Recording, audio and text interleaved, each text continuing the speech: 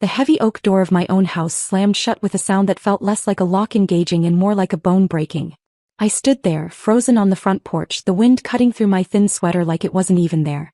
The red taillights of the limo blurred through the falling snow, already turning out of the driveway, disappearing into the white void. Then my phone buzzed in my hand. One notification. System armed. Perimeter sealed. I looked down. There, fluttering on the railing, weighed down by a cold, gray rock, was a single $50 bill. Just sitting there. Mocking me. This wasn't an accident. This wasn't a mistake. This was a sentence. My fingers were already numb as I punched the code into the keypad. I tried again.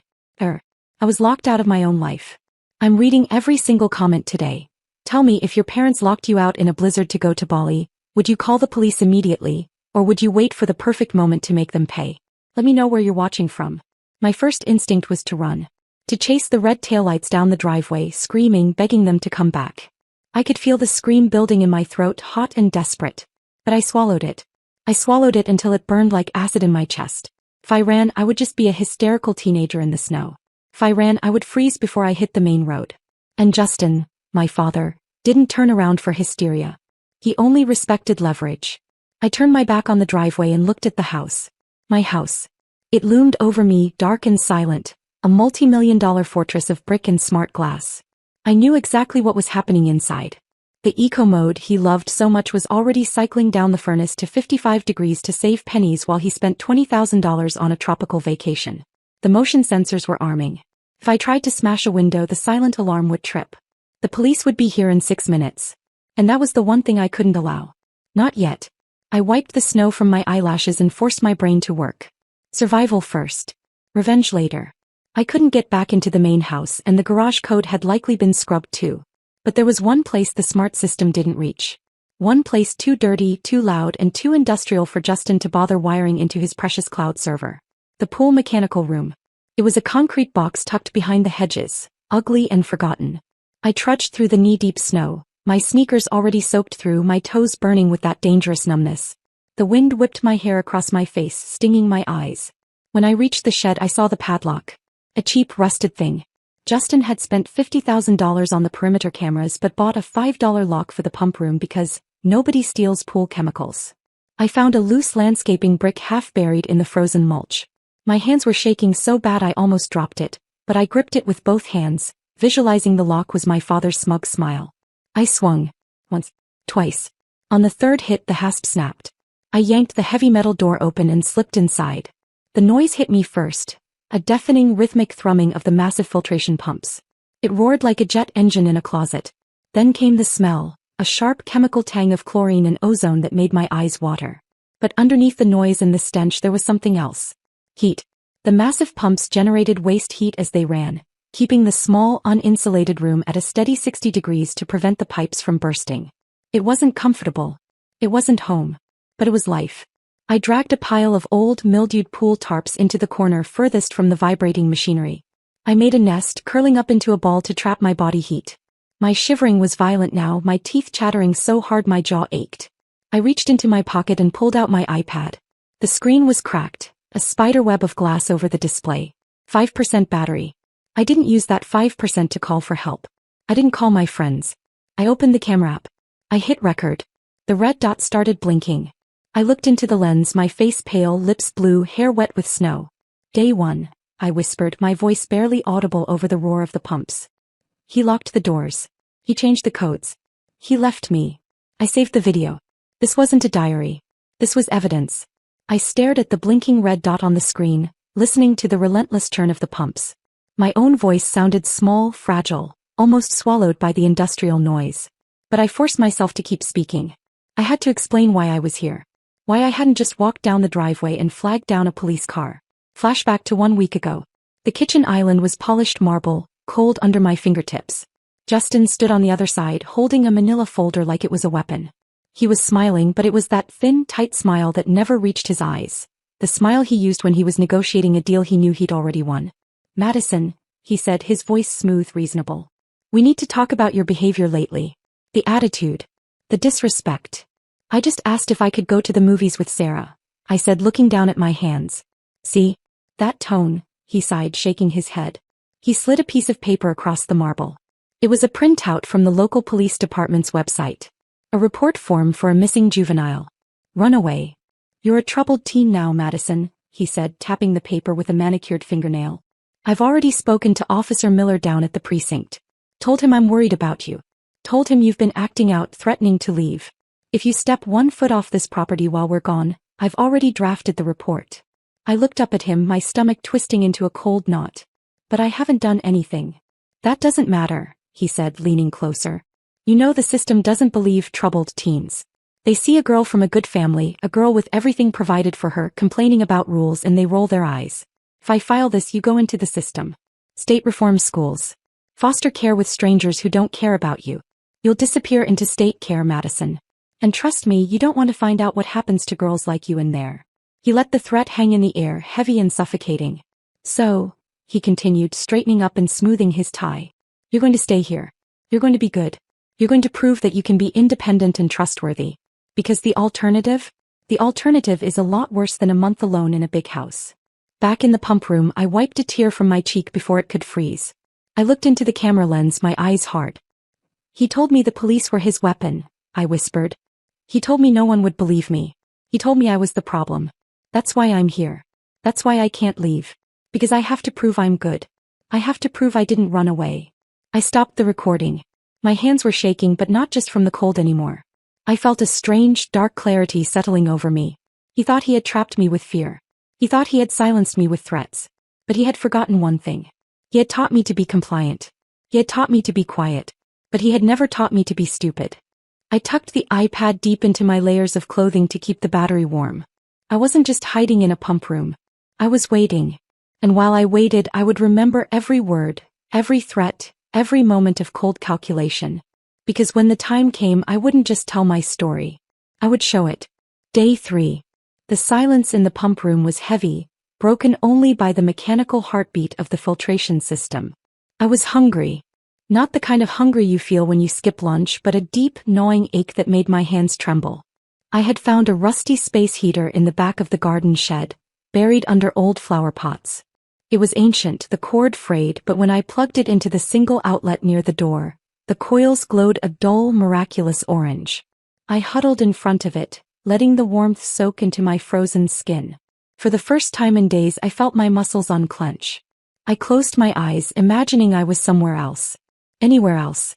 10,000 miles away in a 5-star resort in Bali. Justin's phone buzzed. He was probably lounging by an infinity pool, a cocktail in hand, the sun warm on his skin. He glanced at the screen. A notification from the smart home app. High energy usage detected, pool house outbuilding. He frowned. Not with concern. Not with worry that his 15-year-old daughter might be trying to keep from freezing to death. He was annoyed. Annoyed that his perfect, efficient system was being disrupted. Annoyed that I was costing him money. Ungrateful brat, I imagined him muttering to Heather. She's wasting electricity. Probably left the lights on all night just to spite me. With a casual flick of his thumb, he tapped the screen. Remote power cut outbuildings. The heater died instantly. The orange glow faded to gray. The single light bulb overhead flickered and went black. I stared into the darkness, the silence ringing in my ears. The cold rushed back in faster and harder than before. I pressed the power button on the heater. Nothing. I checked the outlet. Nothing. It wasn't a fuse. It wasn't an accident. He had turned it off. He had reached across the world and flipped a switch, extinguishing my only source of comfort because he could. Day 5. The hunger was a physical pain now, a constant cramping in my stomach. I heard the rumble of a truck engine outside. I scrambled to the small, grimy window, wiping away the condensation. A delivery truck. A lifeline.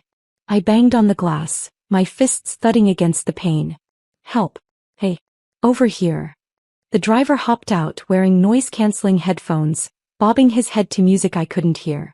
He carried a sleek, heavy package to the front porch, set it down, scanned it, and walked back to his truck without once looking toward the backyard. I watched him drive away, tears freezing on my cheeks. I waited until nightfall to retrieve the package, terrified the motion sensors would catch me. I tore it open with shaking hands, praying for food. Anything. Crackers, fruit, chocolate. Inside, nestled in black velvet, was a box of premium Cuban cigars. I sat in the snow holding the box. Cigars. He had remembered to order cigars for himself, to be delivered while he was away, but he had forgotten to leave me enough money for a sandwich. Day 7. I was weaker now. Dizzy when I stood up. I saw a neighbor walking her dog along the perimeter fence. I opened my mouth to yell to beg for help, but then I remembered the iPad. I needed to check. Just in case. I turned it on using the last 1% of battery. I opened the neighborhood Facebook group. There at the top of the feed was a post from Heather. So worried about Madison, it read. She's going through such a rebellious phase. We've heard she might be pretending to be homeless around the neighborhood to beg for money for drugs. Breaks my heart, but we have to be firm. Please, if you see her, ignore her antics. Tough love is the only way we can save her. The comments were full of sympathy. Stay strong, Heather. Kids these days are so manipulative. We'll keep an eye out and make sure no one enables her. I lowered the tablet as the screen went black. The battery died.